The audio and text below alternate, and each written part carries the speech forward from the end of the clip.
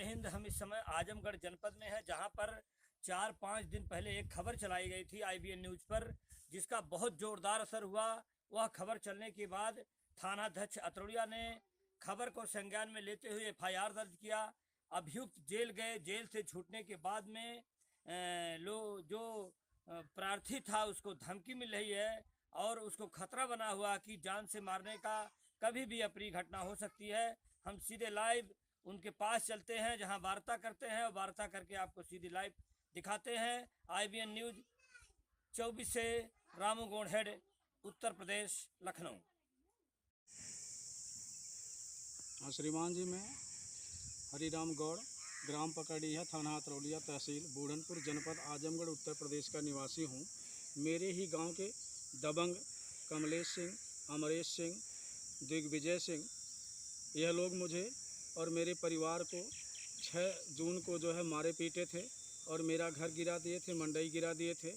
और इसके बाद जो है थाने पर FIR हुई, लेकिन ये दबंग हैं और गैर जमानती वारंट होते हुए भी, गैर जमानती धाराओं के लगने के बावजूद भी जो है CGM कोर्ट में यह स्टोनो हैं, इसलिए लोग जमानत करवाने में सफल हो गए।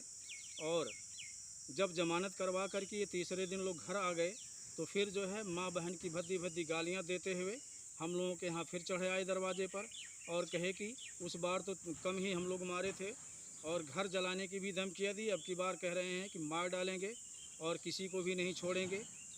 और इस तरह से जो है हम लोगों के जान माल की बहुत ही जो है खतरे की संभावना है। मैं श्रीमान थानाध्यक्ष अतरौलिया, पुलिस अधीक्षक आजमगढ़ एवं जिलाधिकारी आजमगढ़, कमिश्नर आजमगढ़ से निवेदन करना चाहूँगा कि मेरा और मेरे परिवार की सुरक्षा हेतु जो है इन लोगों पर पाबंदियाँ लगे तथा हम लोगों की जो है सुरक्षा की जाए।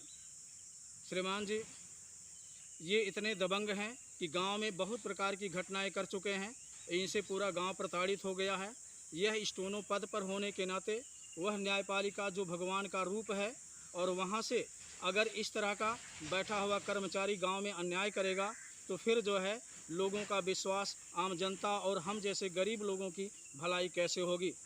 इसलिए मैं बार बार निवेदन करना चाहूँगा कि हम लोगों की जान माल की सुरक्षा हो और इन पर जो है कानूनी पाबंदियाँ लगे।